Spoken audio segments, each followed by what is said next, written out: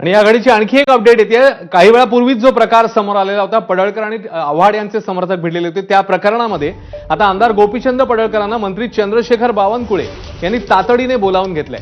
त्वरित केबिनला यावं आणि भेटावं अशा सूचना या पडळकरांना देण्यात आलेल्या आहेत। गोपीचंद पडळकर यांची मुख्यमंत्री आणि महसूल मंत्र्यांकडे तक्रार करण्यात आली आहे आणि याची गंभीर दखल ही तातडीने घेण्यात आलेली आहे। तिकडे मुख्यमंत्र्यांची भेट आव्हाड आणि जयंत पाटील घेत आहेत, तर इकडे महसूल मंत्री बावनकुळेंनी गोपीचंद पडळकरांना तातडीने आपल्या केबिनमध्ये बोलवून घेतले आणि सविस्तरपणे या संदर्भात या दोघांमध्ये संवाद होईल अशी सध्याची माहिती आहे।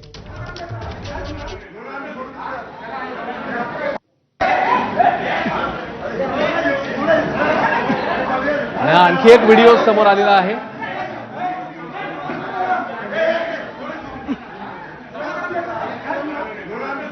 वरच ती गाली गेली असती।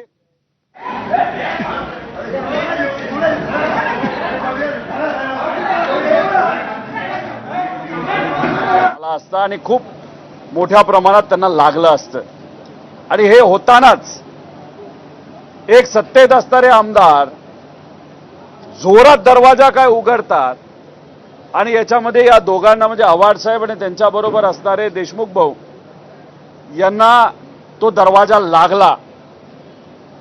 पण ती चर्चा महत्वाची असल्यामुळे आणि ज्या व्यक्तीने दरवाजा उघडला जो सत्तेतला आमदार आहे त्याच्याकडे पूर्णपणे दुर्लक्ष आव्हाड साहेबांनी केलं आणि जी महत्वपूर्ण चर्चा चालली होती का सामान्य परिवाराला न्याय द्यायचा त्या चर्चेमध्ये आव्हाड साहेब मग्न राहिले, त्याच्यामध्ये ते राहिले।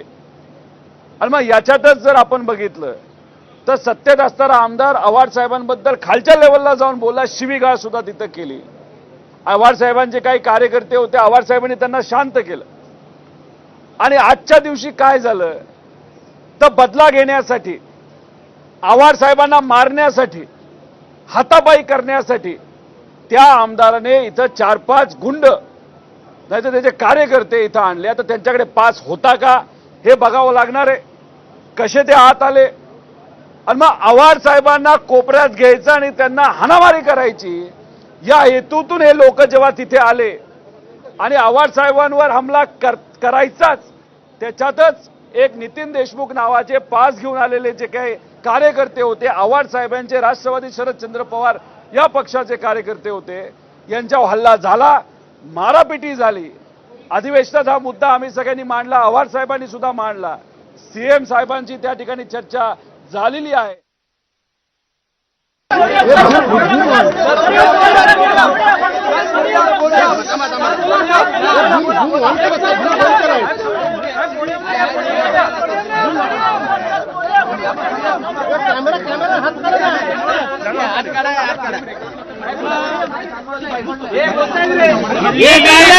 अतिशय चुकीची आहे या संदर्भात। अरे सोडा ना, घेऊ द्या ना बाबा, तुम्ही घेऊ द्या सगळ्यांना घेऊ द्या, शांत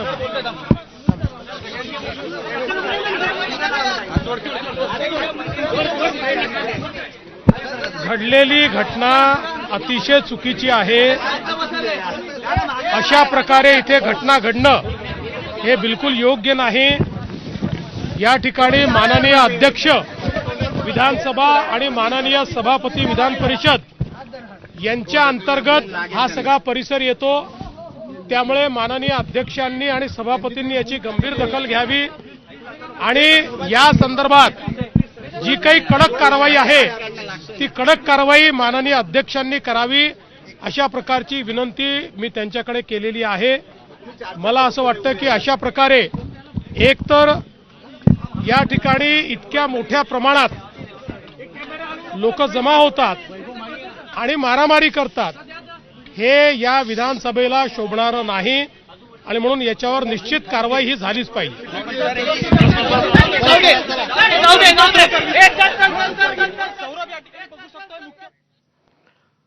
मुख्यमंत्र्यांनी या संदर्भात प्रतिक्रिया दिलेली आहे। आपण या सगळ्या संदर्भात विधानसभा अध्यक्षांना विनंती केलेली आहे आणि कठोर कारवाई व्हावी, विधान भवन परिसरात असा प्रकार घडणं योग्य नव्हे आणि कारवाई व्हावी असं सांगितलेलं आहे। आव्हाड साहेब त्या ठिकाणी सापडले नाहीत, पण एका साध्या कार्यकर्त्याला मारहाण तिथं झाली। हे काय चाललंय या महाराष्ट्रामध्ये? अहो, दिवसाला 26 लहान मुलींवर त्या ठिकाणी अत्याचार होत आहेत। आज 30 ते 35 महिलांवर त्या ठिकाणी अत्याचार होत आहेत।